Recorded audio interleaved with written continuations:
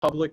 And if you, I'm going to ask for in favor or against, and it's any one of these 6 questions. So the public hearing is now open.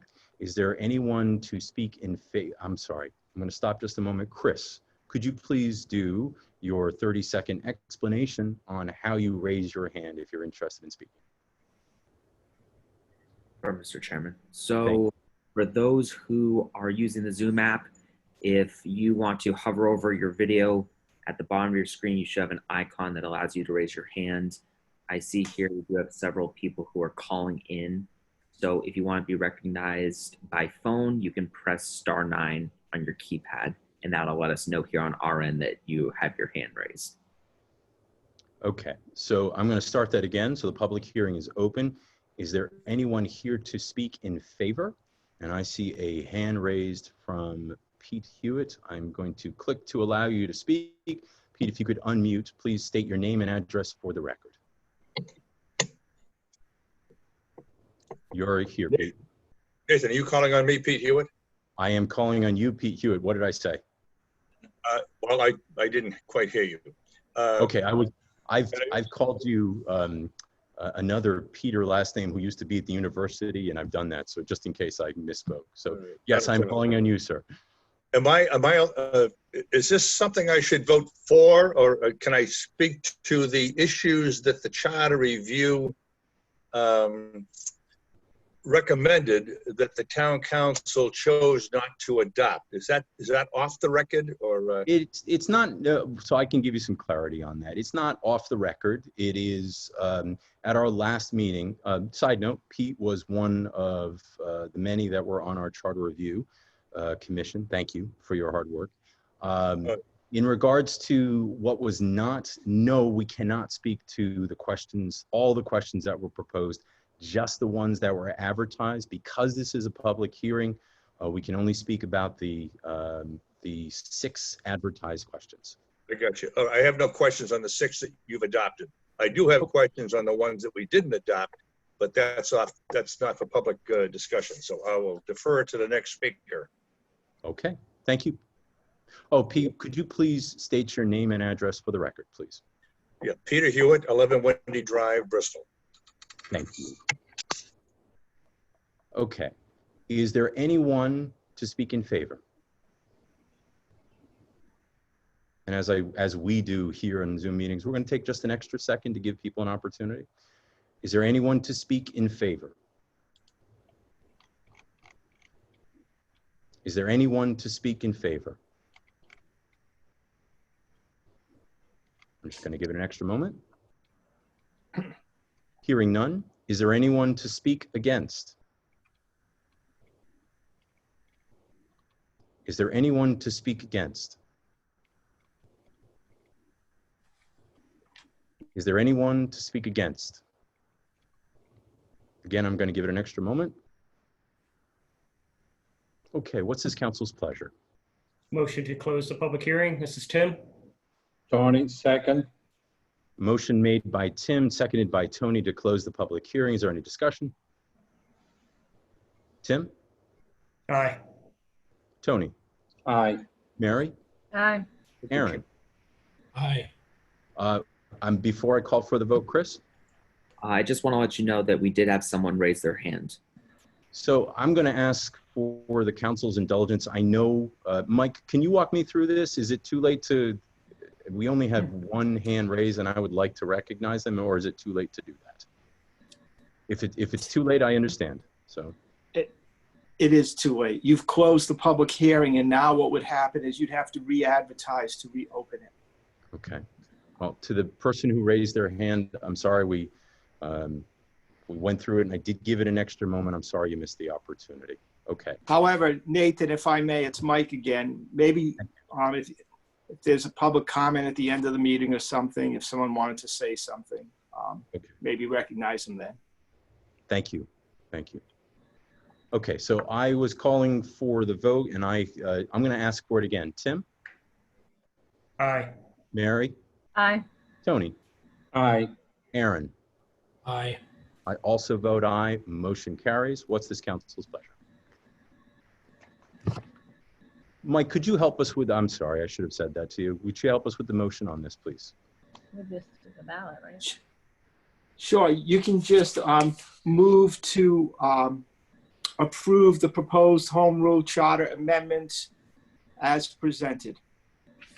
Mr. Chairman, you also have to forward them to the Board of Canvassers. Well, thank you, Lou. We'll add that to the motion and forward them to the Board of Canvassers. So move. Tony. This is Tim. I'll second the motion. Motion made by Tony to approve and forward to the Board of Canvassers, seconded by Tim. And discussion? Tim? Aye. Mary? Aye. Aaron? Aye. Tony? Aye. I also vote aye, motion carries. Once again, thank you to the Charter Review Commission for their hard work, and thank you to the solicitor for the efforts that he gave, and also thank you, Mr. Clerk. I know you took lots of minutes from those meetings too. Thank you all. Next item, Mr. Chairman and members of the Town Council, is the private investigator license renewals for 2021. You have the recommendation provided by the Town Administrator and the Chief of Police.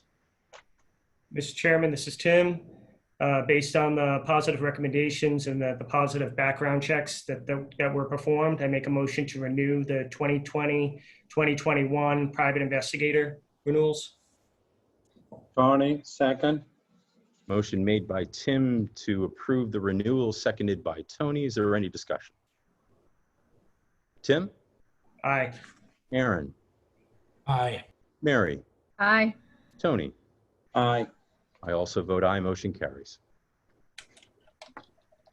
The next item is item F1, Mr. Chairman, members of the Town Council, and this is correspondence from Mr. David Sylvia of 121 Willis Street, Woonsocket, Rhode Island. He's asking the council for its support of a change in the language of the Rhode Island General Laws 33-33-3 that would update the definition of disability. Mr. Solicitor or Mr. Clerk, I don't know if you're able to speak on this at all. I know that in front of us we received that request, of course, as you pointed out, the particular House bill number that was on that. I don't know if there's any clarity, or just not necessarily just for the council, just for the public too. Can you speak to this at all? I did a little bit of research. I'm sure my colleagues did too. If not, it's okay. Yeah, I'm afraid I'm not very familiar with this particular proposal.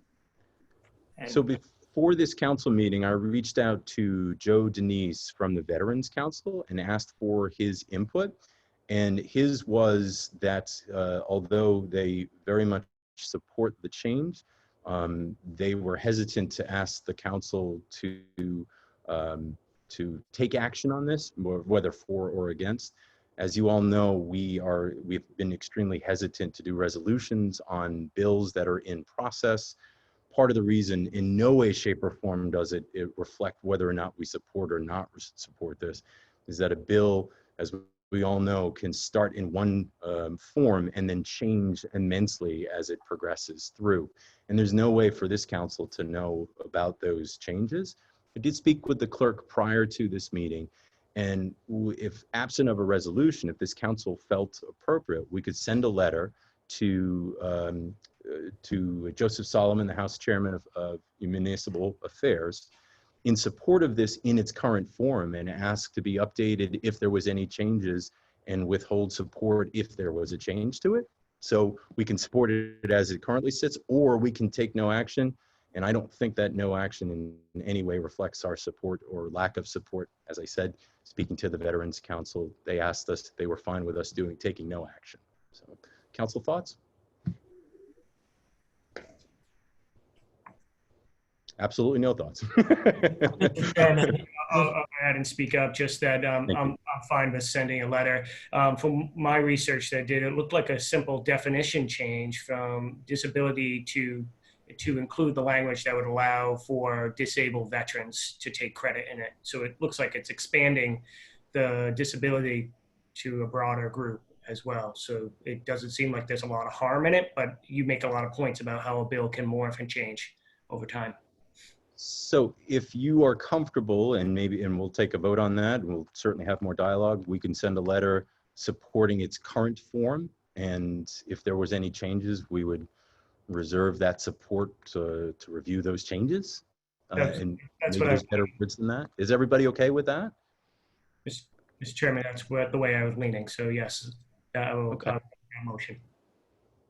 All right, so I hear a motion. Is there a second? I'll second it, Tony. So Tim And made the with the motion. understanding, Go ahead. sorry, with the understanding that obviously it is in its current form, if there are any changes, then I would say that we should withhold the support. Okay, all right. So there was a motion and a second with those understandings. Discussion. Mr. Chairman, this is Aaron Lay. I just wanted to point out that there's really not a whole lot that I know about this legislation, not having attended any committee hearings or anything like that, or to hear any testimony. However, I do think that it is a pretty strong signal to know that our Veterans Council is in support of something like this. Yeah. And due to that, I think that I would feel comfortable supporting this as well. Is there any other discussion? Okay, hearing none, we had a motion and a second to send the letter with all the parameters already set forth. Tim? Aye. There's a hand raised. I don't know if you see that. Was it the applicant? No, it's somebody, Mary Alexander. So it's not, I do see the hand raised. It's not public, but it's not a public hearing. I'm sorry. I'll tell you, let me see if I can find that to allow. Let me find out if there was oh, nope, the hand is now down. Okay, all right. Thank you, Mary. All right, was there any other discussion? Okay, Tim? Aye. Tony? Aye. Mary? Aye. Aaron? Aye. I also vote aye, motion carries. The next item, Mr. Chairman and members of the Town Council, is the Public Service Appointment section of the agenda. Item G1A is the Historic District Commission. There are 3 terms up for reappointment or new appointment. You have 4 applicants. Benjamin Bergenholtz of 385 High Street, who is currently serving, seeking reappointment. You have Victor G. Cabral Jr. of 122 Mount Hope Avenue, currently serving, who is interested in reappointment. Christopher Ponder, 736 Hope Street, currently serving, seeking reappointment. And Sarah Butler, who is a former member, who is now interested in appointment. Mr. Chairman, Tony, I make a motion that we reappoint the candidates that are up for reappointment. Second. There's a motion and a second to reappoint the sitting members of, already mentioned, Benjamin Berkenholtz, Victor Cabral, and Christopher Ponder. And there was a second discussion.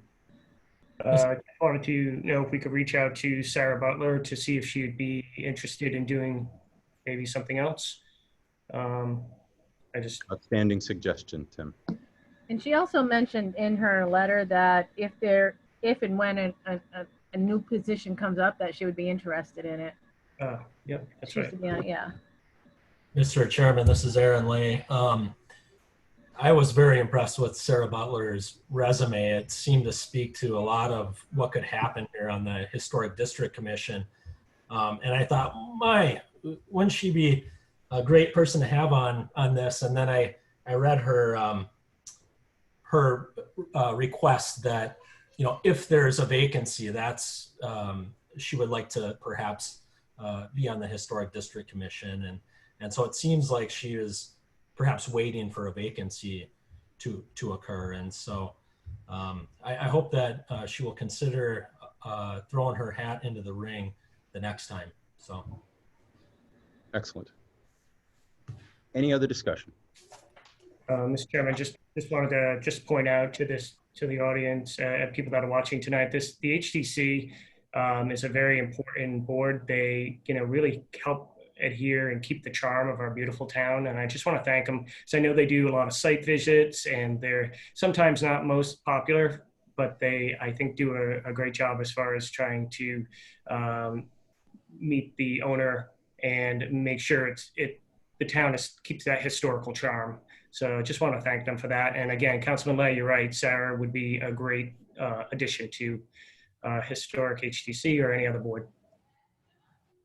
Well put. Any other discussion?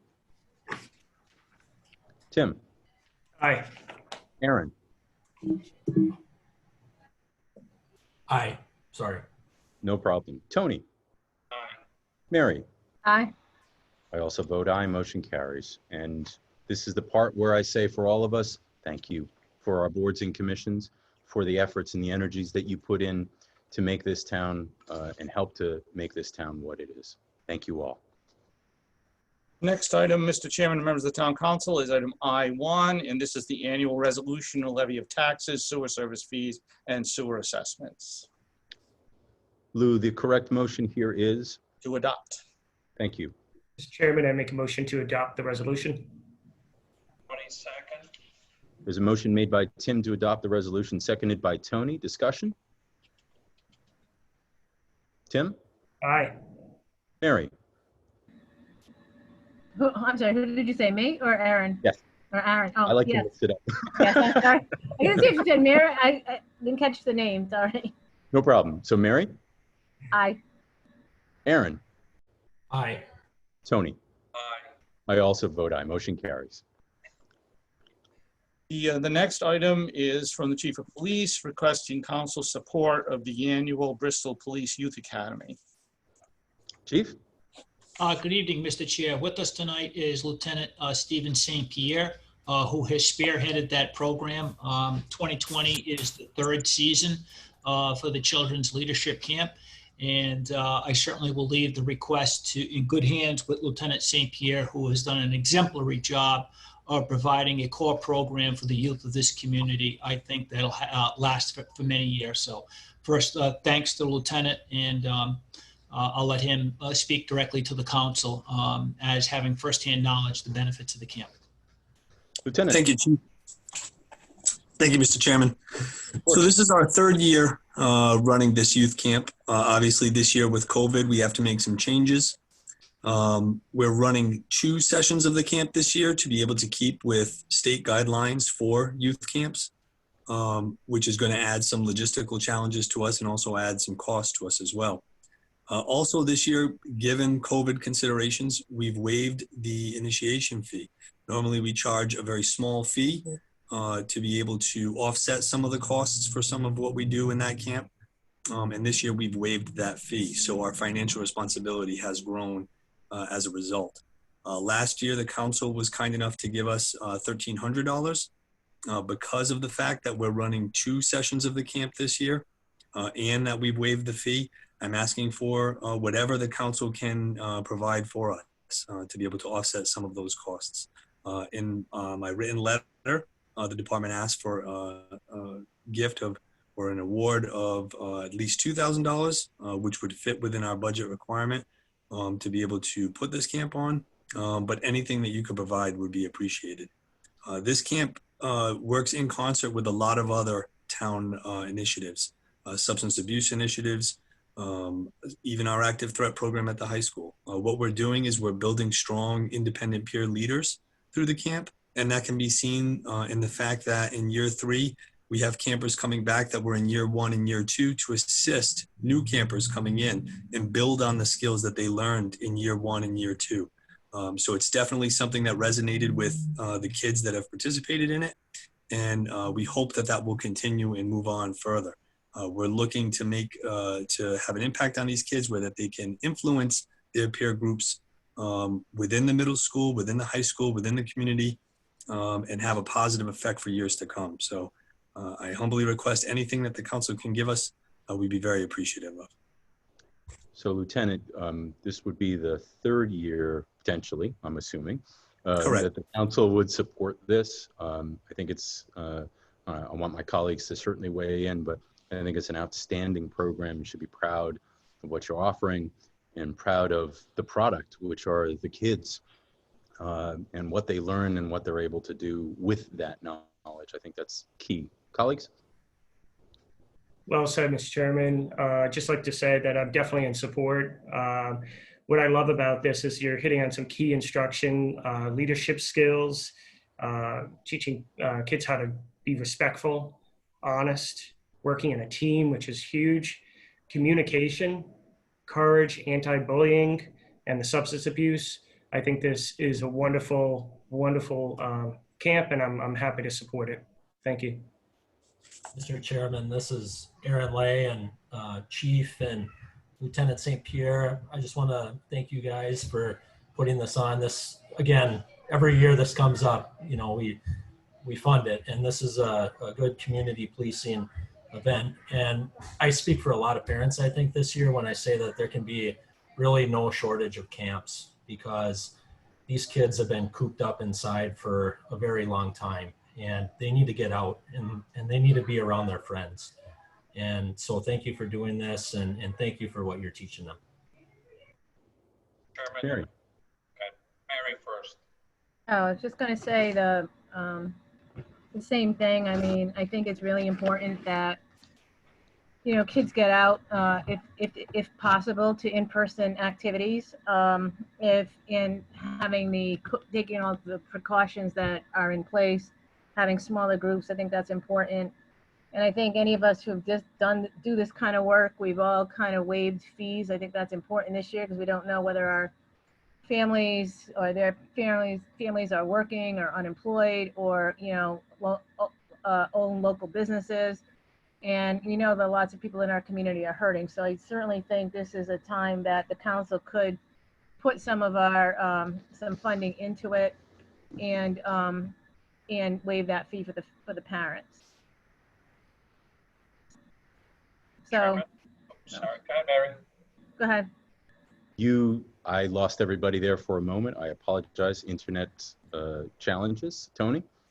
No, I concur with everything that was said by our colleagues, certainly. And also focusing on the age group, 9 through 14, certainly is a very vulnerable age.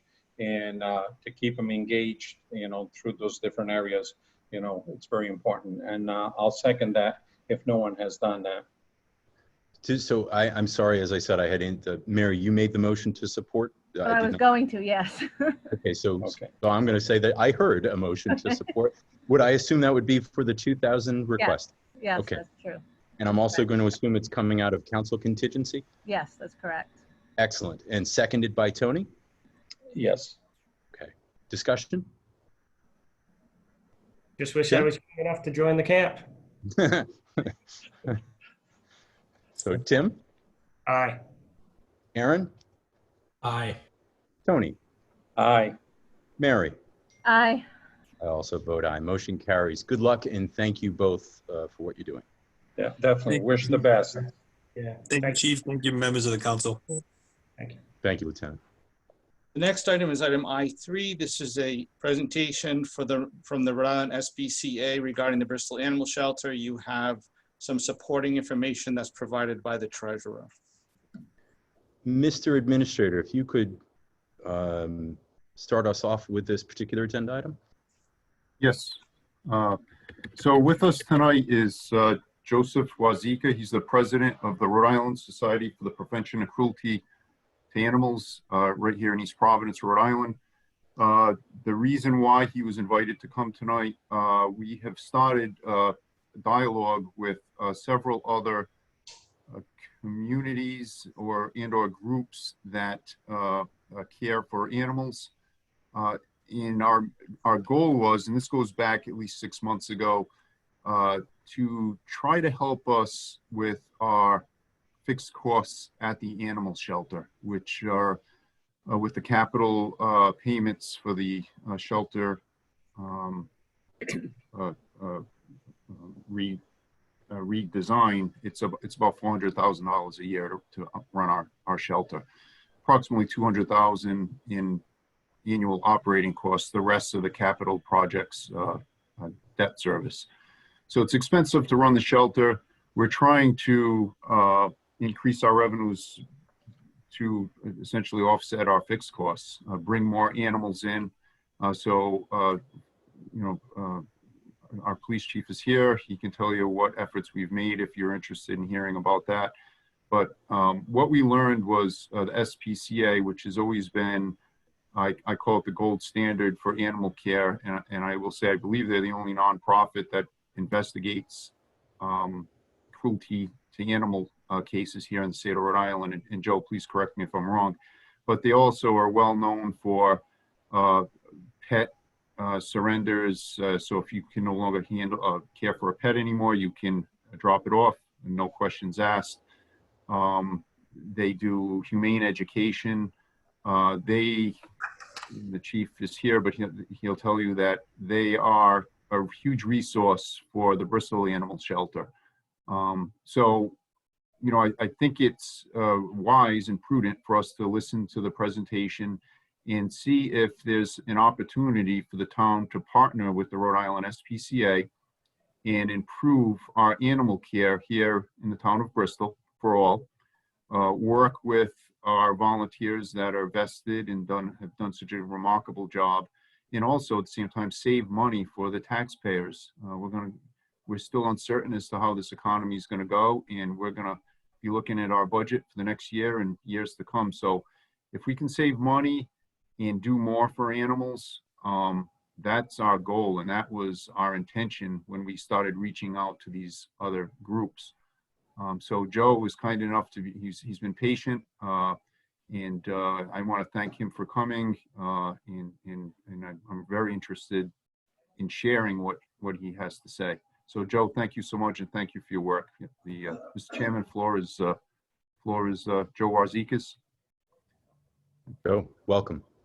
Good evening, Mr. Chairman, honorable members of the Town Council. Can everyone hear me okay? Yes. Wonderful. Again, my name is Joe Warzikas. I'm the president of the Rhode Island SPCA. On behalf of my organization, I would like to thank you all for the opportunity tonight to make this presentation. I have put together a brief PowerPoint, but before I share that with you, I'd like to read a statement I've prepared for the benefit of the council and those who may be watching or listening. I've been authorized by my board of directors to make this presentation with the sole intent of furthering discussions with the town of Bristol, but I am not authorized to offer an official proposal or engage in any agreements with the town. My goal tonight is simply to share some information with you about the Rhode Island SPCA. I am aware that the situation has caused some discontent in the community, and that was certainly not our intention.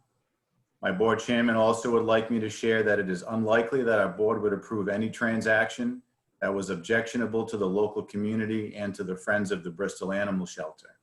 It's fair to say that our organization's position is that community-based local administration is always the preferred option, and that we are only interested if local administration proves to not be practical. So if there aren't any initial questions, I'm happy to get into my PowerPoint. I think I just need to share my screen with you all. Chris, have you given them that capability? Let me check on that right now. Thank you.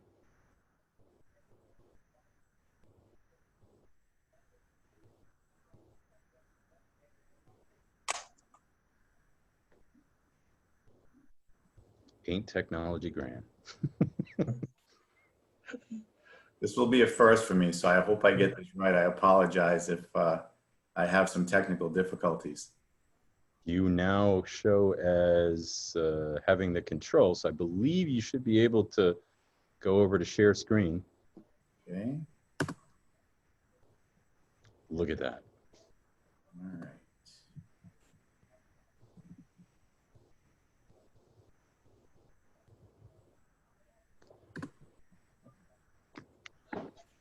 All right, everyone can see that? Yes. Wonderful. All right, so my first screen is just a brief history of our organization. We were founded in 1870, making us the oldest humane organization in the state of Rhode Island and the third oldest in the country. One of the biggest misconceptions is that we are affiliated with the ASPCA. We are not affiliated with the ASPCA. We are our own private nonprofit organization. The founding mission of the Rhode Island SPCA was to combat animal cruelty, and I am proud to say that 150 years later, we are still the lead organization in the state of Rhode Island with this mission. And we are the only humane organization with a law enforcement division that is authorized to investigate and arrest for acts of animal cruelty. Our authority is granted statutorily and our jurisdiction is statewide. To give you some perspective of what our law enforcement division does every year, in 2019, we investigated 94 criminal complaints in 27 different municipalities, resulting in the seizure of 157 animals. We work with local animal control, local police, state police, DEM, federal law enforcement for federal crimes or crimes that are interstate.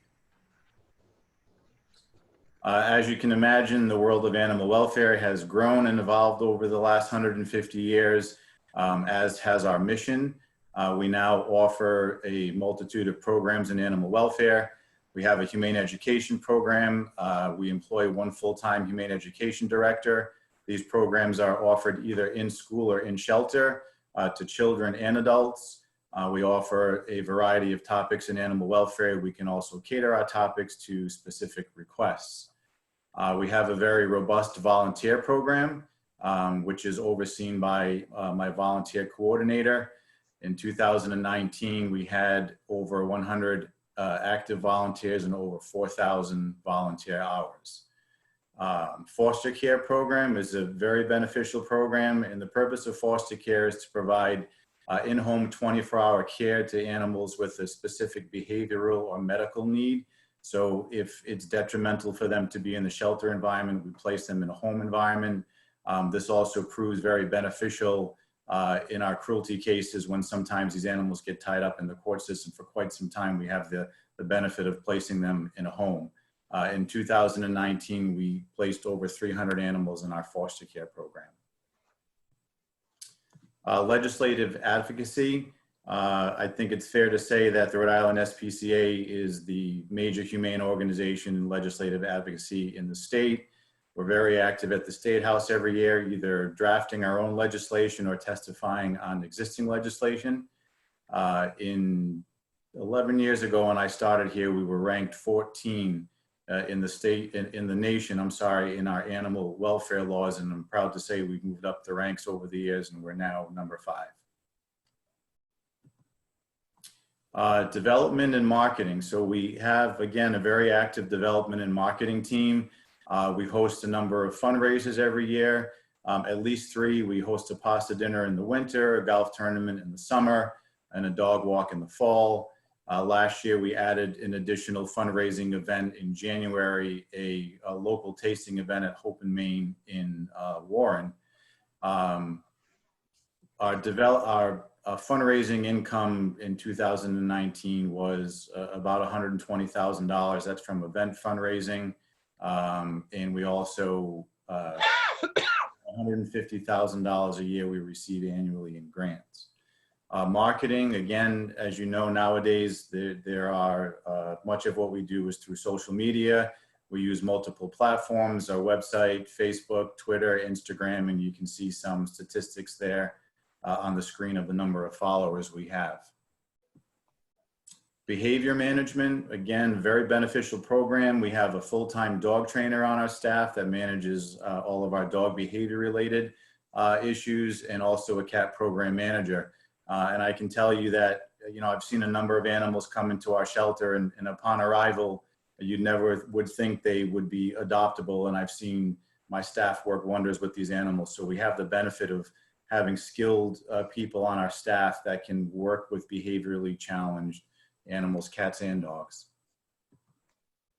Veterinary care, again, very beneficial program. We added a full-time veterinarian to our staff last year. So we're now able to handle all of our veterinary needs in-house. So anything from, you know, wellness exams, vaccinations, spays and neuters, a number of surgical procedures, we all do that within the shelter. We also operate a low-cost veterinary clinic that's open to the underserved community. We do that one day during the week right now. Pet retention. So the Marvin Fund kind of goes along with our veterinary services. The Marvin Fund was started about 18 years ago, and it was set up to subsidize, again, those people in need of veterinary care. So what we're seeing are people that can't even afford the already discounted veterinary services, and this fund is set up to provide additional help to those people who can't afford that. We either assist them within our own shelter, or we'll provide funding for them to go to another veterinary facility. We have what we call a hardship boarding program. So we offer free temporary boarding for animal owners who are experiencing a variety of hardships, domestic violence, loss of housing, medical issues. And the goal of this program is really to provide an alternative to surrender, giving these people an opportunity to get back on their feet. We'll temporarily house their animals at no cost to them, with the goal of reuniting them in the end. And in 2019, there's some statistics there. We provided boarding for 42 families from 17 different communities. Another program that's not up there, and we recently rolled this out during COVID, we're now operating a emergency pet food distribution program. And that really came from the demand from the community. And we're now, and I plan to continue to offer that program, but we offer free curbside, no contact delivery or pickup for pet food, cats, dogs. We've done it for small animals, large animals, no questions asked, no requirements to qualify. If you reach out to us in need of pet food, we'll make sure that you have it. Current shelter. So we have 27 employees. We can house 36 dogs, 52 cats, and up to 5 small animals. Our adoption rate in 2019 was 94%, which is well over the national average of 86%. The Rhode Island SPCA is a no-kill shelter. I was specifically asked to address this topic because this seems to be one of the more sensitive and controversial topics in animal welfare. Years ago, no-kill used to mean exactly what it says, that no animals were euthanized. And over the years, the animal welfare community came to realize that keeping an unadoptable animal in a shelter for the animal's life is actually more inhumane. So to be a no-kill shelter now means you have to have an adoption rate of at least 87% and that you do not euthanize for time or for space. And we qualify for both of those. As I said, you can see our adoption rate. And we exhaust every option to make an animal adoptable, but we have to keep in mind their quality of life and also the safety of the general public. As a responsible animal organization, we're not about putting unsafe or unhealthy animals into the general public, so we're very transparent about that. But as I said, we have a variety of resources at our disposal to work with these animals behaviorally and or medically. The next slide, this follows the previous slide and requires some explanation, but I picked these two animals because I really think they demonstrate the commitment we make to the animals that come into our shelter. Ruby, the dog on the left, she came in and was subsequently adopted and returned 4 times, each time being deemed unmanageable by the adopters. She had some level of dog aggression. Each time our staff trainer, volunteer trainer worked with her to no avail. So once we realized that we had exhausted all of our internal resources, we still recognized that Ruby had some inherent qualities of possibly being a good candidate for a working dog program. So we reached out to the Rhode Island State Police, who at the time happened to be looking to add a dog to their search and rescue team. They came out, evaluated Ruby, adopted her, and the last 7 years she's been working for the state police. Titan, the dog on the right, he was seized in conjunction with the Cruelty investigation with a number of other dogs. Great temperament, highly adoptable behaviorally, but during his medical evaluation, we found a couple of lesions that turned out to be a rapidly progressive form of cancer. But he was not suffering, and again, recognizing that that's a difficult adoption to place on somebody, a dog who has an uncertain life expectancy with a costly medical bill. So we committed to providing veterinary care for Titan for the rest of his days, however long that may be. We found a wonderful adopter, as you can see in the photo. He's had his ups and downs, but it's been several months, so I think he pulled a fast one on all of us. But he's hanging in there, and we're happy to see that. So last slide is just a list of my board of directors, and just at the bottom to let you know that our financials are made available to the public through GuideStar. So obviously you're welcome to look at those, and I'm happy to answer any questions. And then just the last slide. Blaze is one of 733 animals we adopted in 2019. And just some perspective on adoptions, our adoption income last year was about $90,000. So we do quite well with adoptions here. And, you know, I hope that we can work together. I think that the town has a lot to offer, and my organization has a lot to offer. And if we can make this work, and everybody's happy in the end, then that's certainly our goal. So that's the conclusion of my PowerPoint, and I'm happy to answer any questions that anybody may have.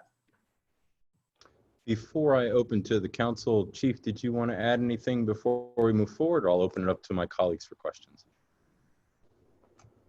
Yes, thank you, Mr. Chairman, for allowing me to speak. I first want to credit the exemplary work that the current employees of the Bristol Police Department are doing at our animal shelter. We have 2 full-time employees and 2 part-time people that just do fantastic work for the town and for the animals that they care for. So kudos. I think they may be listening tonight. I just want to thank them as their chief. Since I've been here for 10 months, they have done outstanding work, and I'm very appreciative of all of their efforts. Additionally, I have not had much work with the Friends Group. I have met them. Again, very caring, loving people that are extremely supportive in the success and the current outcomes of the shelter. So as far as the chief of police, I ran the shelter when I was with the city of Cranston. I oversaw that operation, and I can't be more pleased with the outcomes that we're currently producing. So some of the reasons that we're here tonight was, as the new chief, you know, I've been asked to look at all of the operations from somewhat of an external viewpoint. And I began looking internally at our policies, our procedures, our outcome, our communication, our outreach, and looking at all of the things that are successful, building on an excellent platform that Chief Canario left me. And we just continue to build up. As I've always said, it'll be the next chief's job to build on our excellence and to continue doing that. In short term, we've brought about, you know, local and national accreditation. I've been appointed, you know, to the Police Chiefs Association as their treasurer for all of the accredited police departments in Rhode Island. And I began looking at the shelter. And as many of you know, we looked at the boarding.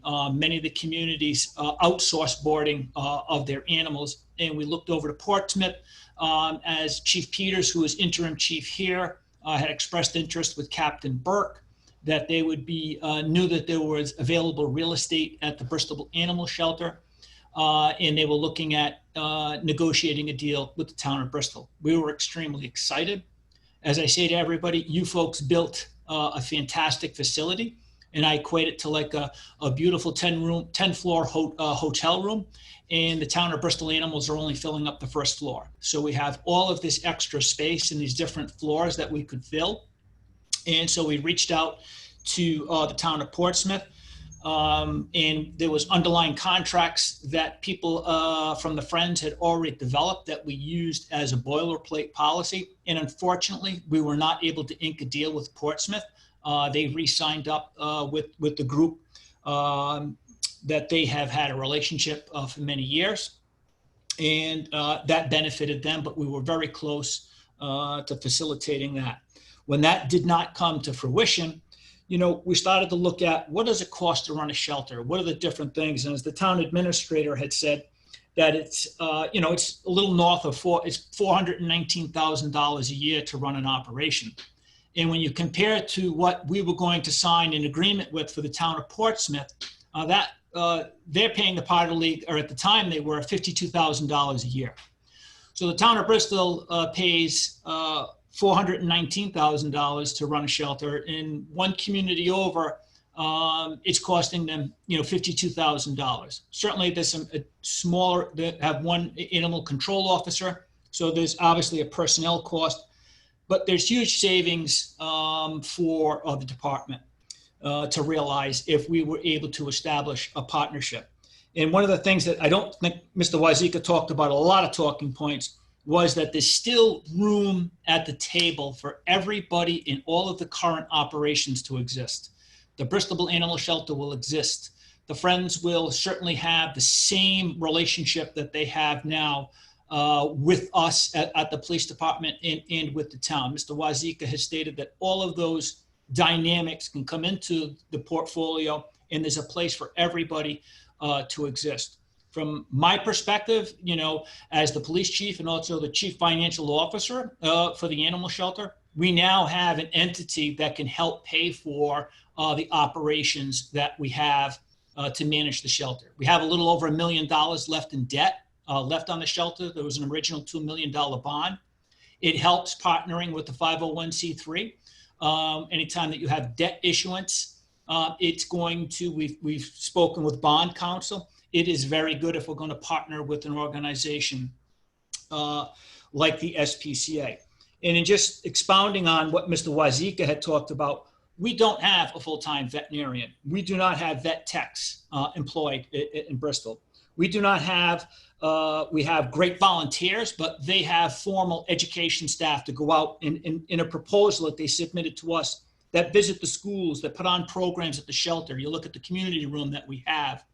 And these are all of the things that they talked about in a proposal that they sent to me that they could afford this community. Think of that community room as, monthly or quarterly educational programs for the children in the community.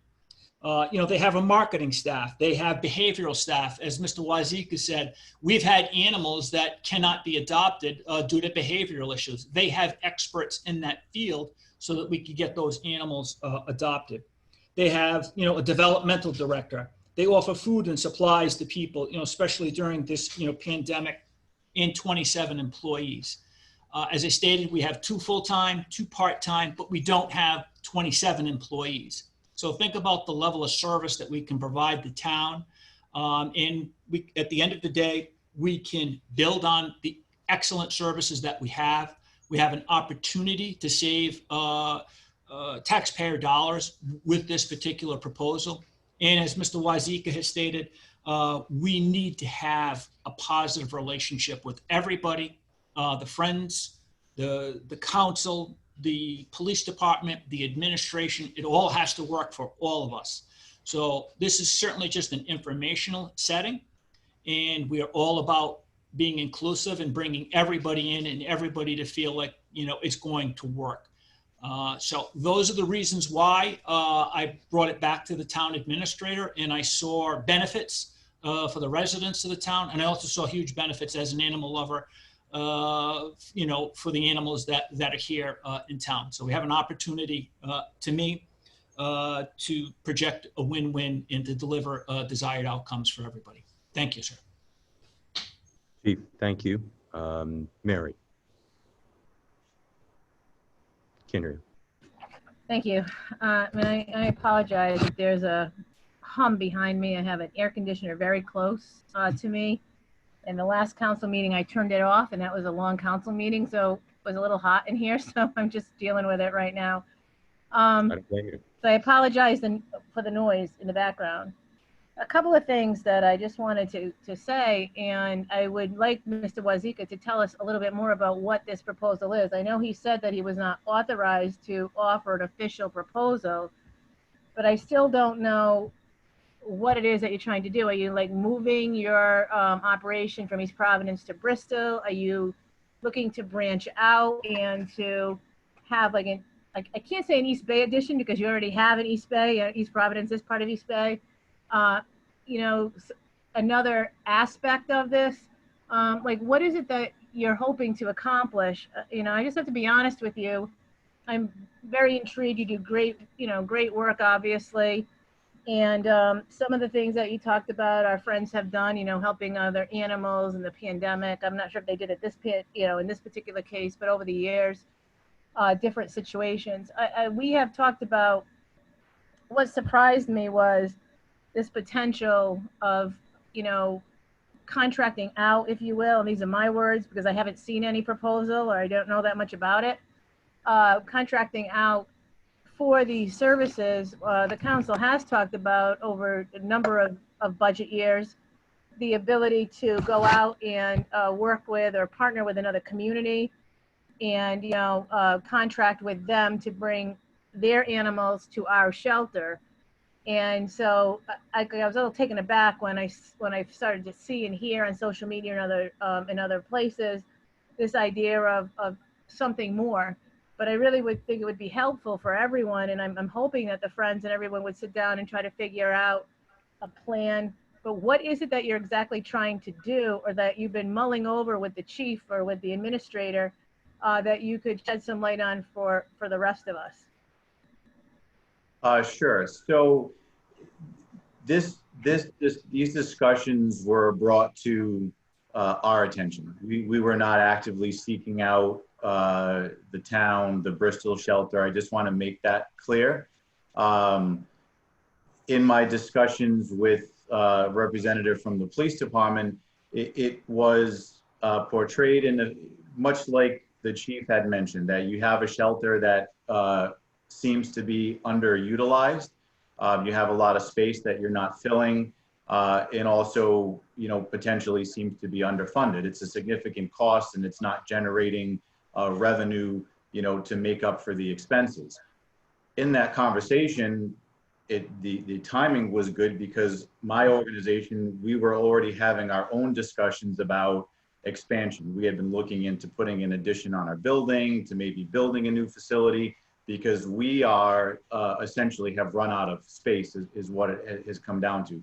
We want to expand our veterinary services. I have a very modest facility here at the current time. Things have changed a bit through COVID. We started these discussions pre-COVID, and we would have waiting lists of animals to come in, especially in the summer months, our June, July, August, September. If we didn't have 25 animals backed up waiting to come into our shelter, then it was slow. I will tell you that the dynamic of that has changed somewhat. We are experiencing a lower population than we're accustomed to, but we didn't have the space. So it seemed like it would have been a mutually beneficial conversation to continue, that what we were looking for could potentially benefit the town and vice versa. And that's really as far as it has gone. There have been no detailed discussions about how this partnership is going to work. It's just been simply that we may have something that we can offer to help out the town and vice versa. So I had heard some reference to, again, a lot of this has been through the grapevine, so I just kind of am very happy to hear it directly from you. But I had heard some figures bandied about in terms of so much per month or per year on the bond issue, things like that. So you're saying that no financial details have been discussed with any of our administration so far? Not at my level, ma'am, no. Any of these particular financial discussions would be had by my board. And to my knowledge, there's been no, the town has made us aware of the expenses that, the operating expenses of the shelter, but there's been no discussion about, again, how this agreement or the financial end of it will be handled. So the way I'm hearing it from you, I'm sorry, I apologize, I keep asking the same question in different ways, but the way I'm hearing it from what you're saying right now is that this is a concept that you wish to explore with all of us, the Friends and everyone else. Is that correct? Yes, ma'am. And like the chief said, we have no intentions, we wouldn't do this without inclusion. We want to see the shelter filled with residents. We want to see the, community room, the education room filled with children and adults. We want to see animals in the shelter so people can come in, and adopt and offer the services that we offer here. I envision it as essentially an extension of what we're already doing. We just kind of run out of space to do it where we are, but it has not grown further than a concept at this point. Thank you. Mr. Chairman. Go ahead, Mr. Administrator. Yeah, so the first step would to make the discussions public, and that this is something that the town is considering, and that's where we're at now. So we haven't gotten into detailed discussions. We want to see if the council would be interested in taking the next step, which would lead us to in agreement where we actually sit down with the president of the SPCA could go to his board and say, we're going to start working on a draft agreement.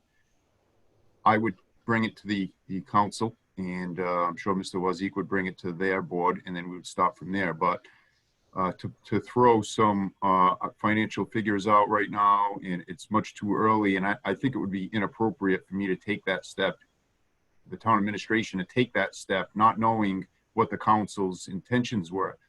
If I did take it that far and the council said, what are you doing? We like business as usual.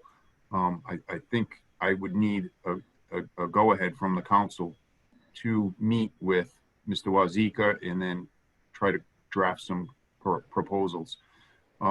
There's been some discussions between the police department and Mr. Wazika regarding, animal care, I'm sure, and what it would look like. There is a lot of time required for feeding, cleaning the cages and all that. And I can tell you our animal control officers have to be out on the road doing for an animal control call. And at the same time, they have to be responsible for the building, responsible for the public and the volunteers that are in that building. So there's a lot to it. And I would like the opportunity to sit down with Mr. Wazika, explain to him what our debt service is, what our operational costs are, what he thinks that their board would be interested in contributing to the facility, and how much of that facility would they be responsible for. And we haven't taken it that far yet. Would it be just turn the building over to the SPCA? So it'd be SPCA at the Bristol Animal Shelter. We haven't gotten that far. And I think it would be inappropriate to meet with them without the council's knowledge in that we were considering this, because going back to my opening remarks, I think there is a lot of benefit here for the Friends of the Bristol Animal Shelter, for the police department, and for all of the taxpayers here. I think it's worth the discussion. And this is our first opportunity being open with it, that this is where we're at. And I have not yet met with Mr. Wazika. The police department has. And before I do that, I'm sorry. Before I do that, I wanted to see if there was interest from the town council moving forward. So that would be my goal tonight, is to see if there is interest. Well, I would just say from my perspective, and I know we're going to hear from a lot of other people this evening, it's always worth pursuing and seeing what people can bring. But I would say that whatever, we know, those of us who've been around a long time, Steve, you certainly as a police department member, I mean, you know what deplorable condition our previous shelter was in. It took a long time, and we got a new shelter much because of the work of the Friends, and we rely on them for much of the, the care of the animals as well. So I would think that whatever negotiations or discussion or preliminary discussions that go on, I would hope that would be reflective of what, what the Friends would be looking for, or represented with them as well. And to come back to the council with the best, proposals sort of fleshed out, so that we can hear, we could do it this way, or we could do it this way, and this is how it would all work, and all the pieces would work together. That's what I would love to see, how I'd like to see it proceed. And not the town goes off and then the Friends have to respond to it, but everybody on the same page from the beginning. If this is, it sounds to me like it is the very beginning. And I think that would be the best way to be as inclusive and transparent as possible, and to get everybody. You're never going to get 100% of people on board, because those people always have different opinions. But I do think you could get a very, get most people on board early on if you're just starting this process out now. And we could see where it could go. In conceptually, it could be an exciting collaboration. But it has to be a collaboration, a partnership with all the parties. And they have, the Friends have been a big part of the success of what we have been able to do for animals, and the moving from, you know, to a no-kill shelter to making sure that we were always out there and winning awards, no matter how bad our physical facility is. But the care, there's never any question that the care of our animals have been top-notch over the years. And I think we want to continue that because it's really important. If all of our goal is to do the best for the animals and for making sure that they are adoptable, then you need them to have interaction with people, not just having volunteers come in to clean cages, but to have them play with them and pet them and take care of them, so that when they do get a chance to have a home, you know, they know how to, they're excited about it, they're happy, you know, and we all know that animals are very appreciative when they get their new home. So that's my thoughts. Colleagues? Other colleagues? Because Mary's a colleague. Mr. Chairman, I'd like to just echo what Councilwoman Perla was saying. This is a community animal shelter first. I think we want top-notch animal care, which we've been giving. Our community overwhelmingly voted for this bond to build this animal shelter, and the Friends have taken that pit-like building and look what we've done with it. So we've really come a long way, and I'm super proud of where we come.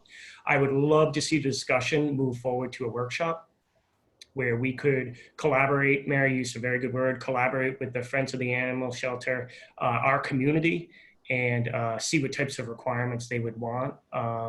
The SPCA, you know, brings forward, I think, a unique opportunity for us to look at. And I would like to understand, Mr. Wozniak, what type of timeline are you on? We're on your timeline, sir. Thank you. Thank you. Extremely convenient. Thank you. We want to rush. And, you know, Chief, I think the police department's doing a great job with the animal shelter right now. And I appreciate you bringing this opportunity and the suggestion for improving our shelter forward. So, Thank you. Mr. Chairman, this is Aaron Lay. Thanks, Chief, for bringing this to our attention as well. And thanks, Mr. Wazika, for showing up and giving us this presentation. I certainly do not think that there's any harm in learning a little bit more about what kind of collaborations can result from something like this. I would like to ask Mr. Wazika, what kind of, are there any examples where you've been able to work with other communities to kind of bring them in and partner with them to offer, kind of maybe replicate that situation here in Bristol? I mean, we collaborate with pretty much every municipal shelter in the state. I mean, we've never, not to this extent. We've taken transfers of animals from other shelters when they've been overpopulated. We've, you know, assisted with the more behaviorally challenged animals and where they lack in those resources. We've helped with veterinary care. I mean, we've kind of just helped when we've been asked, and we do that for anybody. But as far as any type of collaboration of this nature, no, this would be the first for us. Thank you. You know, it seems to me like maybe there's been other examples, maybe elsewhere in the country, where something like this has been spearheaded, and, you know, perhaps we can, you know, follow the same kind of model that may have been used elsewhere. Maybe there's some best practices or something like that. And so thanks again for your presentation. And, you know, I agree with what my colleagues have said here. This is interesting to, there's no harm in learning a little bit more about this. Certainly, I think, you know, we're going to have to measure twice and cut once. And but we look forward to learning a lot more. Thank you. And sorry, if I may, there are other examples in other parts of the country. And if we get further in these discussions, I'm happy to provide, you know, additional information on that. Mr. Chairman, Tony. Go ahead, Tony. You know, it's interesting that we've reached this stage at this point in time. I do recall I was the administrator back then when the construction of the shelter took place. And back then, I do recall we talked about that the size of the animal shelter, that eventually we probably would be in a situation and undertake the conversations we are currently taking. You know, I mean, we're talking about a few years ago, you know, but it's interesting. And I think, and even when we worked through the budget this year, we talked about ways to explore. We knew that it was quite costly and it was underutilized back then. So I'm glad to see, you know, the chief going out and with the administrator and, you know, engage in some conversation, and certainly, you know, to have Joe here with us this evening and provide an option, you know, that certainly is worthwhile pursuing. Thank you. Chief, did you have anything else at the moment? I know that Mary had touched upon it, some social media issues, and certainly we may hear from some folks, you know, that want to opine. I viewed some of the social media things, and I don't want to get into, you know, a situation, but just for transparency purposes, when I took over as the chief, I looked at the operating budget of the police department and the animal shelter, and I quickly learned that we were headed towards running the shelter in a small deficit on the personnel side. So I had to make some adjustments with staffing and manage collective bargaining agreements and move some people around. So I did look at varying shelter hours of other shelters. I also looked at, as I said, the collective bargaining agreements, which employees I could move, which ones were union versus non-union. And I looked at what we call calls of service in our CAD. So I wanted to make my decision based on analytics and data. So I did make hourly changes to the shelter that you're probably going to hear about. The original called for there to be no viewing public visiting hours on Sunday. We changed that once we got the budget under control, and we were going to head towards, you know, being fiscally responsible in managing the shelter. But if everyone notices on the animal control website, we have hours of operation, which means when the staff are there, they're caring for the animals, they're feeding for the animals, they're taking care of the equipment, going out on calls of service. And we have public visiting hours, which, as I stated, the weekend hours are open. But one of the key points that I hope you take away from is that the caveat is that during any of those hours, whether it's hours of operation or visiting hours, we will accommodate anybody with a special appointment. It's on our webpage. It's also on the door. And so I did see some of that social media criticism, and I want to let you know that we did make the adjustments and reopen it up on Sunday. And we did add the caveat that folks could come in on an appointment. So I hope that that satisfied many of the people that had some concerns. I read them, and I listened to the people in the community and the people that I report to, and make the appropriate adjustments. So thank you. Thanks, Chief. Before I share my thoughts, both John Lannon had reached out, and I know he reached out to the clerk and asked if he and Betty Brito could share their thoughts as they are representing the Friends of the Bristol Animal Shelter. So I'm going to give them the opportunity. I would ask that if either one is in attendance and would like to speak, I'll give you a moment to raise your hand. So I'll give you, and I can see both of them here. And Betty, I'm going to unmute you because you were first there, and I would like to give you just a moment to share your thoughts, please. And if you could, please, Betty, state your name and address for the record. Sure. Thank you. My name is Betty Brito, and I live at 161 Papa Squash Road.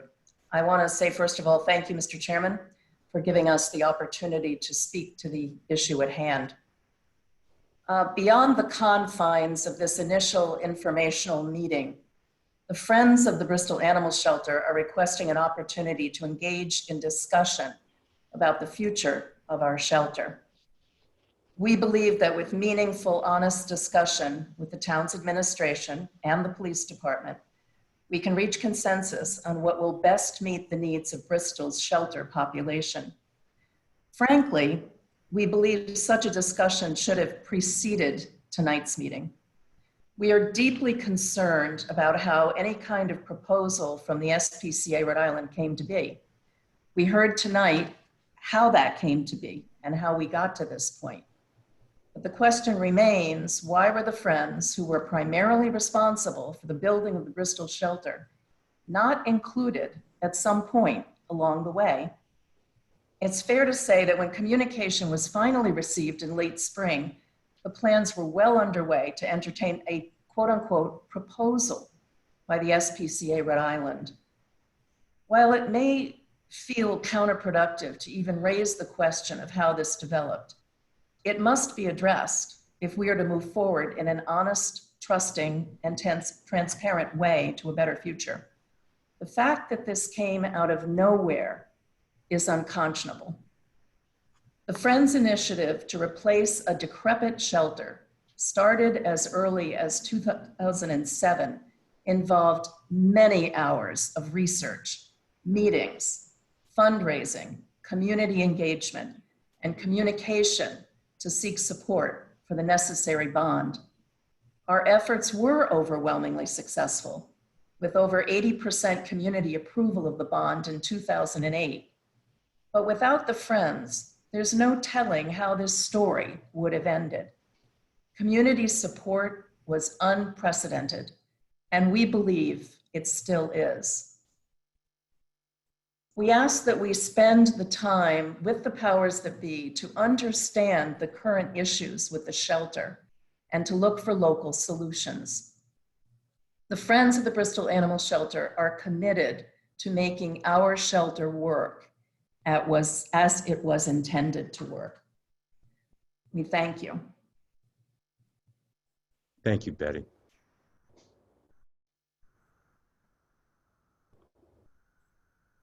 And I am John. I've just allowed you to speak. If you could unmute and state your name and address for the record, please. Hi, my name is John Lannon. I live at 3 Doris Avenue in Bristol, Rhode Island. Thank you. Go ahead, John. All right. Thank you for hearing us. I realize this is not a public hearing, Mr. Chairman. I'll go as quickly as possible. I do not have a prepared statement, but I never do, and the guys that know me know that. I am on the board of directors of the Friends.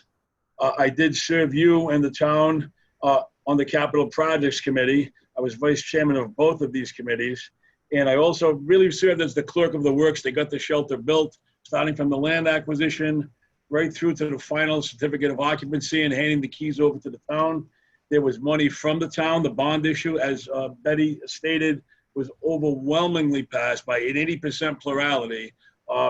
Any speaking in the future about money and should we revisit this, maybe go back and ask the town again. That's all I could suggest. This was asked and answered, I think, by a previous council. That said, I don't want to discourage anyone from checking every line in our town's budget. I'm a taxpayer. I applaud what you're doing, and I applaud the effort that the chief is making and Mr. Contente and the council to look at every possible avenue. These are tough times. That said, words like inclusive are not part of what happened here. Reaching out. We didn't know that this was going on. You get a phone call that, have you seen the council agenda? I mean, we've been here for a long time. Everybody knows how to get a hold of me, whether it's me, Betty Brito, any of the board members. We're not hard to find. I don't want it to turn into anything but a positive meeting, but we were left out of this, and there's no way to mince that. There's no way to sweeten it up now that we held this out of social media. We knew about this recently, and everybody says, what do you want to do? And we're like, calm down, we'll just talk. We'll talk to everybody. But I mean, it started to break out a couple of days ago. Chief apparently saw some stuff. I didn't see that, but it's out there. We did build this thing with the town. You guys do own it. It's on your land. It was a piece of ledge when I found it, but it's your land. And there's a lot of bond money involved, but there's a lot of town money, those bricks out front. If Joe Wazika went in there, he saw the plaques. He knows what those represent. Every room, every cage, every hallway. Betty Brito with her capital campaign, that was probably over $500,000 right there. We flat out paid for that humane education center. It's not a family community center. That was there to introduce children to animal care and stuff. We don't want to be compared to a large outfit like the SPCA. They are maybe what Steve said, the gold standard. That's fine. We shouldn't be pitted against them. This was our idea, and this shelter runs well, and maybe we could all meet and get some improvements. What I'd like to suggest and request is that I'd like to get a couple of our board members to sit with the chief and whoever else. We want the same advantage or the same courtesy that the SPCA had. Joe must have come down. I don't know, Joe. I'm calling you, Joe. And toured the place and saw what was going on. We weren't part of this. We want the same shot. And then the workshop, we want to sit down with you and have a workshop. I know these are COVID times and this laptop stuff is not as much fun for me as grabbing a mic, as you know. But we got to stay in here. This is not going down well right now, and that's why you see the angst on social media. And I'm speaking tonight because they deemed me to be one of the more tempered individuals on the board. So I won't take up any more of your time. I appreciate you allowing me to speak. I know this is not a public hearing. I won't belabor the point. I think you know where I'm coming from, guys. So thank you again. I'll leave it at that. Thank you, John. And again, thank you, Betty. As I said, I wanted to go after, I wanted to hear from both Betty and John. I think it's been clearly said this evening that this is the first discussion for the council, for the public. As Vice Chair Sweeney had suggested with a workshop, I think that, and I'm interested to make sure that my colleagues agree with that, it would be an appropriate next step in regards to public dialogue. A workshop is just a special council meeting, right, with one agenda item typically, that we could talk about this. I believe it's been said a few times. I think it's worth saying it again. The Friends of the Animal Shelter were the driving force behind what is there today. Without their, like the tide every 12 hours, right? There again and again and again, it wouldn't be there right now. And then the people of Bristol overwhelmingly saying, yes, we want you to spend our $2 million to build this. So it didn't happen by itself, but it's certainly because of the strength and the tenacity of the Friends. But we are here now, and it would be wrong for us not to consider an opportunity. And that's what it is considering. I'm going to also call you Joe, you know that we've never met before, but you gave an excellent presentation. There are some outstanding things, and this is not a surprise to anyone, that the SPCA, particularly the RI SPCA offers. They were outstanding. And I think it's an opportunity that we need to take a look at closer. And I think I can speak for all of us in saying that we will do that. We'll take the next step. We'll have those public dialogues. I'm not opposed to some of the other proposals that for a meeting with the chief, and certainly I can speak offline with the chief and the administrator, and potentially we can set something up like that. But I think we take the next step and we have a public workshop and we consider this. And at the end of this, if the SPCA and the town of Bristol and all involved see positive steps, then we take the next step. If at the end of the dialogue we say, you know what, both are excellent organizations, but we don't see it aligning at this point, that's okay too. But the only way we're going to get there is with dialogue. And I think we will, with this council approval, take that next step. So Vice Chair, if it sounded like you wanted to have this go to a workshop, if you could make a motion to that effect, and with your permission, I'll work with the clerk and we can float out a couple of dates and times, and we'll make sure we're quite inclusionary with those times. Of course, we'll all hear, and then the Friends. Hey, Mr. Chairman, Tony, I'll second that. Well, you beat him to the motion. Nice job.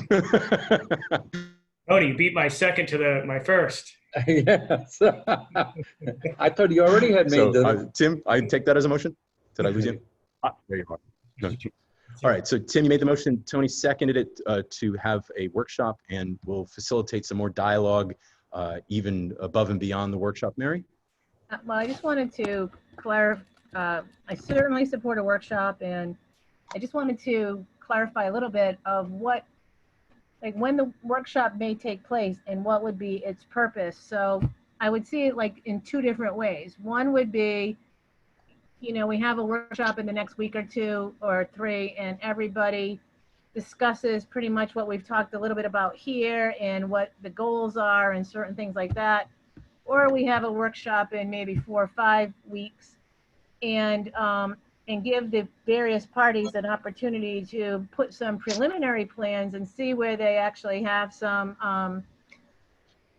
meeting of the minds maybe, or not. I mean, I'm not sure. I'm not sure if we want to just see it as, you know, like proposal, counter proposals, ideas, just generating ideas, or to have everybody have an opportunity to really get together and think about the role everyone can play in something, and then come to the council with like one or two scenarios of how that could work. So I'm just throwing that out as how I would see different workshops taking place. Tim, did you want to weigh in? It was your motion, so. Yes, Mr. Chairman. Yeah, I agree with Councilwoman Perrella that I definitely think we need to have the workshop. We need to understand the financials. We need to take a deep dive into the financials. I would like to have the Friends of the Animal Shelter. They need to be at the table. I'd like to understand what their requirements are, what their strategic plan is for the next 5 to 10 years, where they see the shelter going. Also, I would like the police chief at the table as well, as far as just, you know, understanding what the current state is and where we're going to as far as our strategic plan. And then the town administrator kind of wrapping around, able to understand what our requirements are, and then looking at the SPCA to, you know, give them a better picture of what we want as a community. I hope that makes sense. Could I just go back to that point? Like I guess that's the point where I don't want to say I'm confused. I'm not confused about it, but I guess it depends on what you want out of the meeting. We can have multiple meetings and talk, and I'm certainly happy to talk about this topic at any number of times. But are we trying to come with like a couple of concrete plans, and even if and give the various parties an opportunity to see if there is a plan where they can collaborate, or then bring us their own idea for plans? Or are we just going to maybe have a first meeting and people would just sort of brainstorm like what they would see and have the discussion? I mean, I think it can work either way, but I just am trying to figure out like where's the beginning point? Like, I mean, if the SPCA is saying to us tonight, and I'm not, you know, giving everybody the benefit of the doubt here, that we, you know, they really haven't put together, outside of just maybe chit-chatting and brainstorming with one or two other people, a plan. Like, what is it that they'd like to see? Do they want to take over? Like, what is their, and I don't like the words, so forgive me, I'm not trying to use any words that could get people upset, but do they want to contract and fully run this? Do they want to be able to use spaces, parts of it? Do they want to be able to collaborate in what ways? You know, I assume we would still have our animal control officers. I guess I'm looking for a little bit more definition of like, what is the purpose of the first workshop? Is it just to discuss kind of what we've talked about tonight? Or is it to maybe have some parties go and take a step further before they come back to the workshop and have stuff a little bit more fleshed out on this issue? I guess that's what I'm thinking.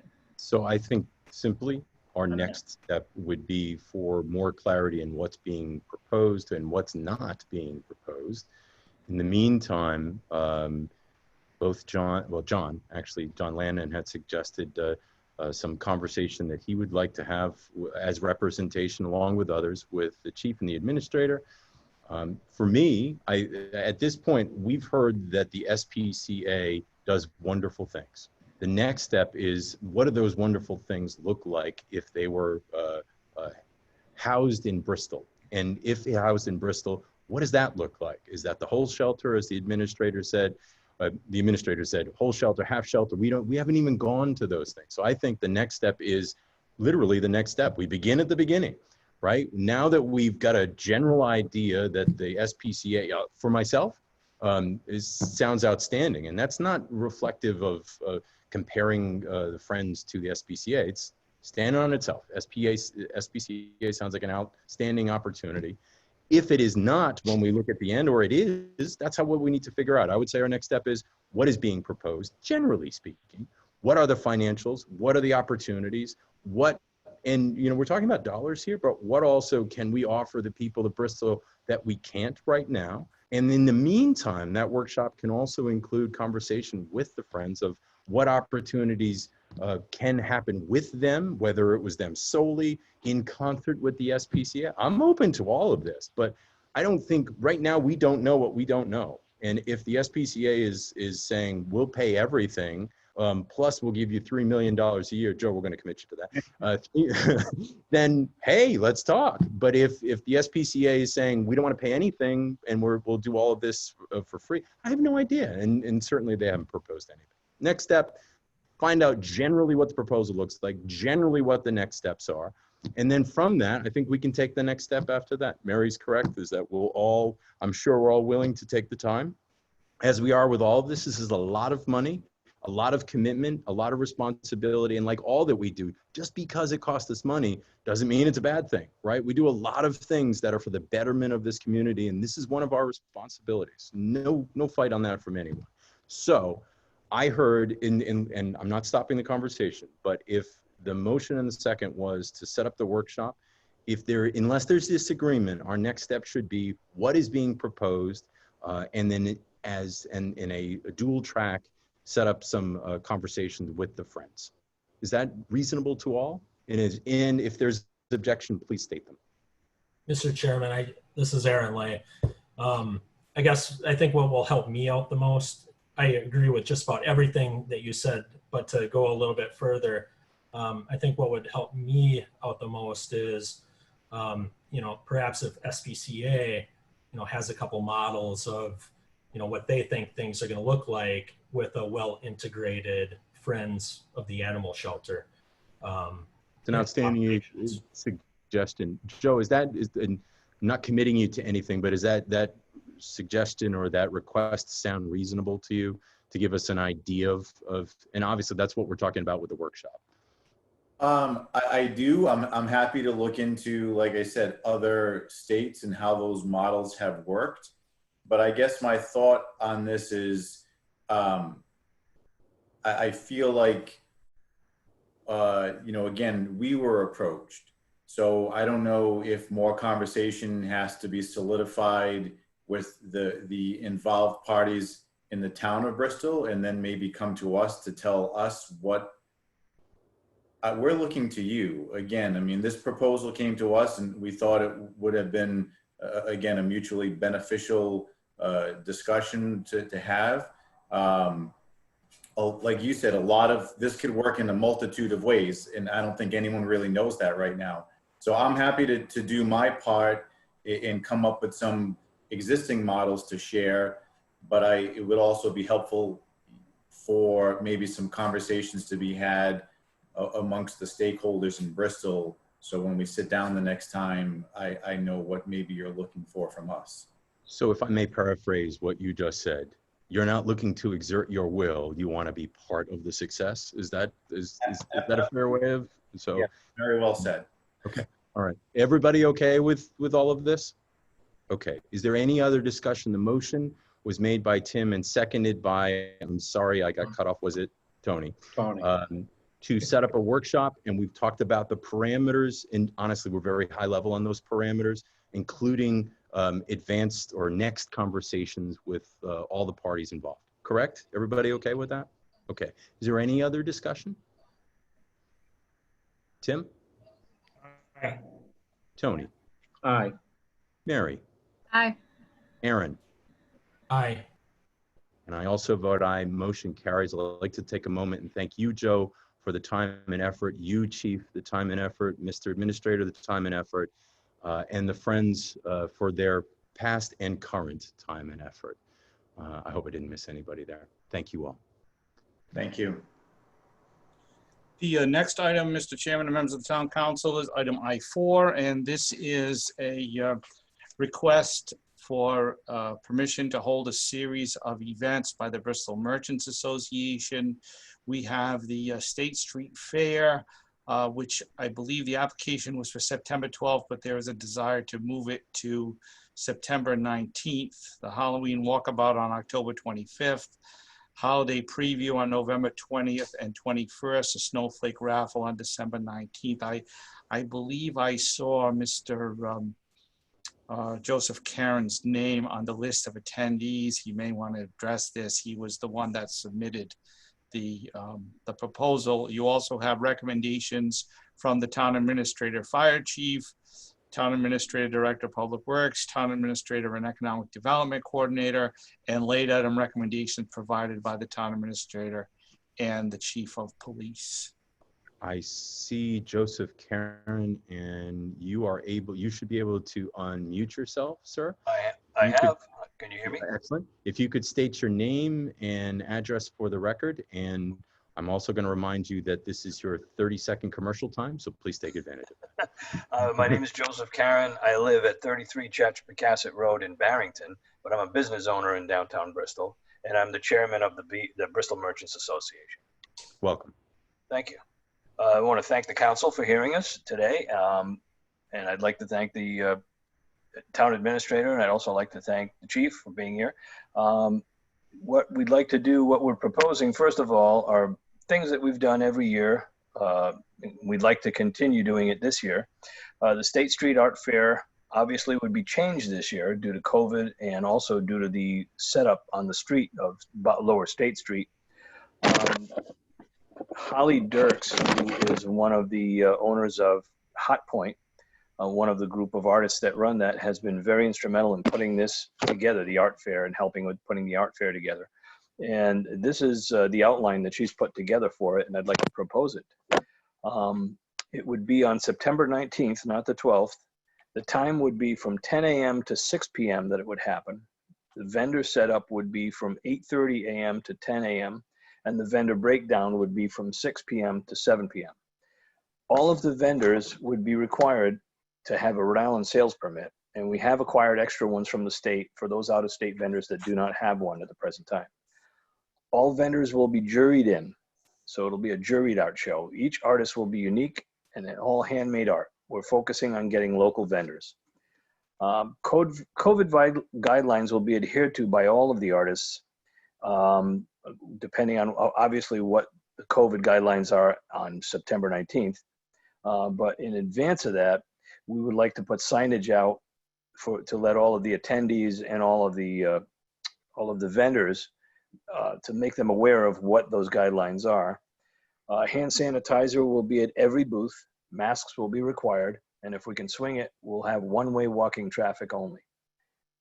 All of the vendors will maintain a 6-foot distance at all times, and all of the tents will be 6 feet apart unless they're separated by a wall, a tent wall of some kind. Masks will be made available for free to anyone that doesn't have one.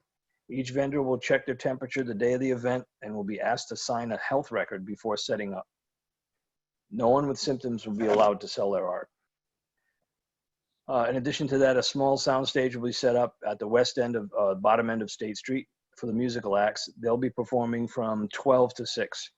There'll be a buffer zone marked off between the stage area and the public and vendors. And I don't have a record of any awards or any amounts of donations or whatever from the town that's been given to the Bristol Merchants Association in putting together this art fair. I would be able to get in touch with the DPW in advance of the event to have sawhorses dropped off and trash bags put up. And we also would need to request a police detail during those hours at the top of between the corner of State and Hope, and we'll be blocking off the bottom of the street too.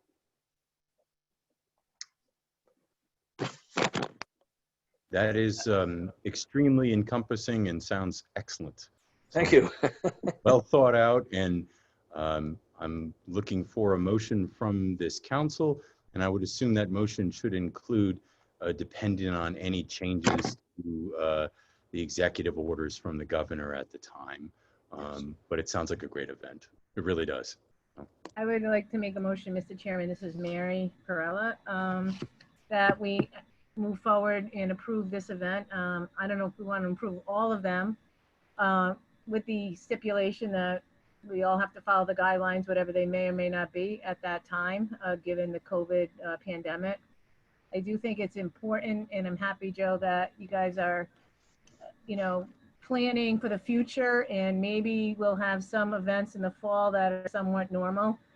And I think that you know, so many of these are outside in particular, and hopefully they'll actually happen, but we never know as day by day, as we've all seen in the last few months, you know, what the requirements will be at that time. But it seems like you're all really well, it's all well thought out. So I don't know, Mr. Chairman, if it's appropriate to just approve all of the events, or if you want to go through each one and have detailed discussion on it. I think it's okay unless there's why don't you make the motion to that effect and we can have discussion on it. And your motion should also include the unless you have objection, of course. So that was my motion, that we approve all of the events, and that they follow, you know, all of our ordinances and rules and regulations, work with the police department and DPW, and that they follow the health guidelines that would be in effect at the time of each event, because they do cover a couple of months, given the circumstances with the pandemic. So that's basically my motion. Okay, and I would ask that you also just add to that the proposed time and date changes, because we went from the 12th to the 19th and the timing moved just a little bit, so. Well, I think that, so could it be possible just to say, as in this particular case, it would be September 19th from, I think he said 8 to 7 would be the vendor time, and it would just be 10 to 6 for the public. But then for the others, as are currently stated in the request, so for the various other events, and then as we get closer, if modifications need to be made because of the pandemic and the health regulations, that we would just be able to, you know, work with the administrator on that. So that would be a part of my motion. That's an excellent adjustment to it. Is there a second? Tony, second. Oops. Okay, so Mary made the motion, Tony seconded. Discussion?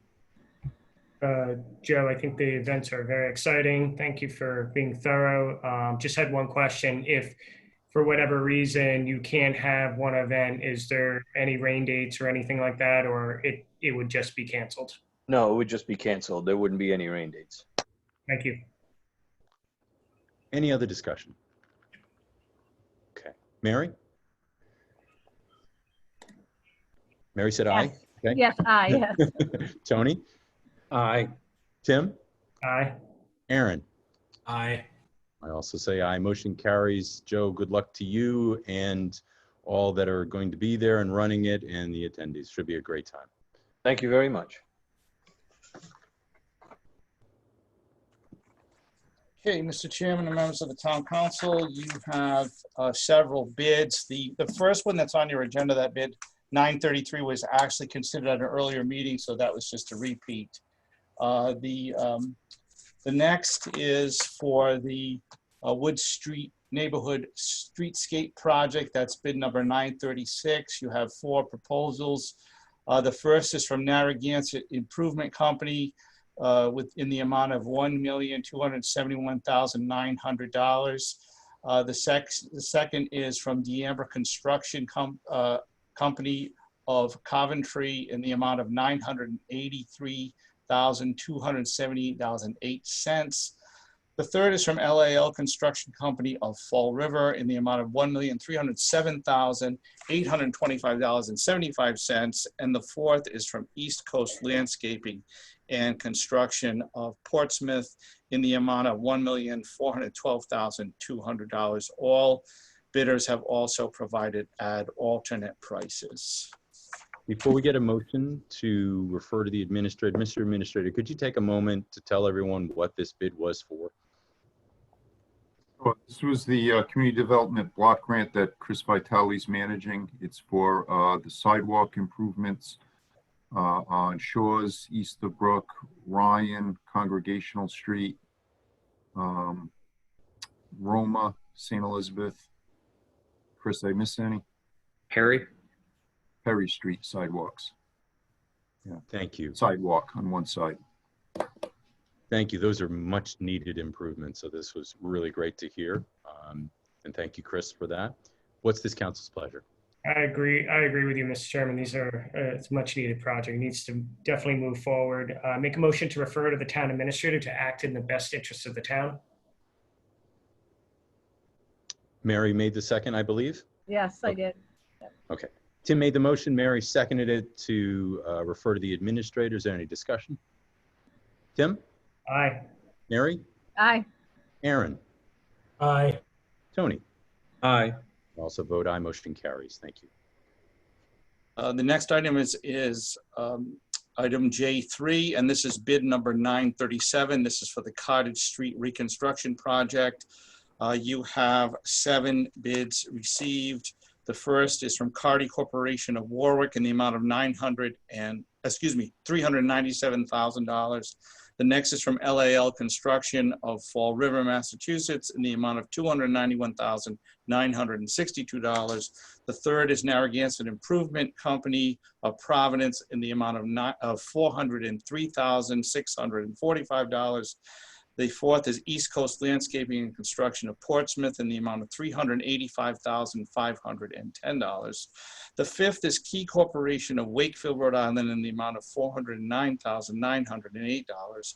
The sixth is Hartford Paving Corporation of Johnston, Rhode Island in the amount of $361,030. And the last and seventh is D'Ambra Construction Company Incorporated of Coventry, Rhode Island in the amount of $373,000 even. I just had a question for the town administrator.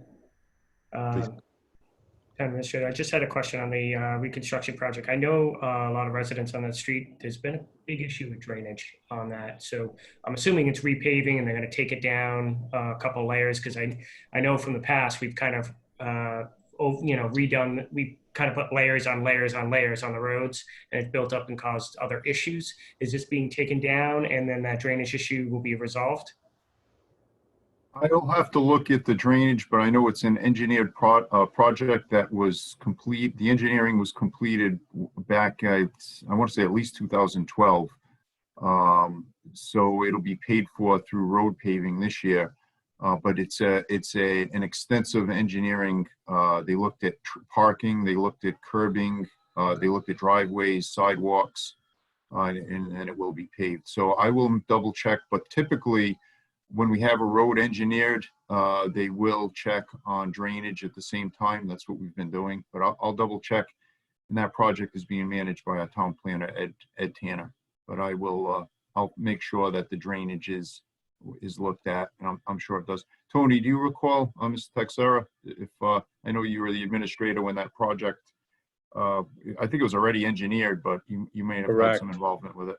Yes, and the drainage was definitely one of the issues, and that was brought to their attention to be part of the engineering. But it's good. We're getting caught up on our a lot of the infrastructure projects, and that one again it was paid for many years ago, which is never completed. So we're finishing that this year. Thank you very much. I'd like to make a motion to refer to the town administrator to act in the best interest of the town. This is Tim. Was there a second? Mary. So Tim made the motion, Mary seconded to refer to the administrator. Is there any discussion or any other discussion? Tim? Aye. Mary? Aye. Aaron? Aye. Tony? Aye. Also vote aye. Motion carries. Thank you. The next item is item J4, and this is bid number 938 for on-call plumbing services. We have 3 bids received. The first is from Global Plumbing and Heating Contractor LLC of Pawtucket, providing a $75 per hour hourly rate. The second is from E-Noons Plumbing and Installation LLC of Riverside in the amount of $95 hourly rate. And the third is from J. Zarella Plumbing and Heating Company Incorporated of Cranston at the amount of $115 per hour. Wow. I make a motion that we refer this to the town administrator to act in the best interest of the town. This is Tim. I'll second the motion. Motion made by Tony to refer to the administrator, seconded by Tim. Is there any discussion? Tim? Aye. Tony? Aye. Mary? Aye. Aaron? Aye. I also vote aye. Motion carries.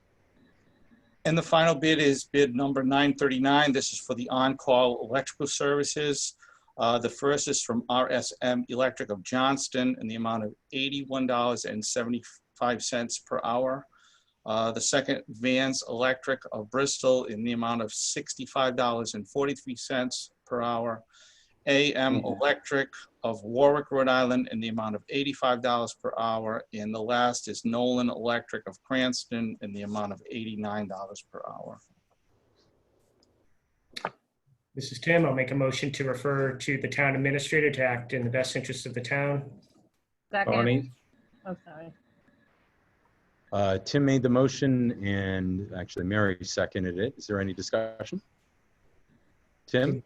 They seem like very high hourly rates, but it is what it is. Yeah, I really don't know. I know. So I'm going to call for the vote. Tim? Aye. Mary? Aye. Aaron? Aye. Tony? aye. I also vote aye. Motion carries. Thank you.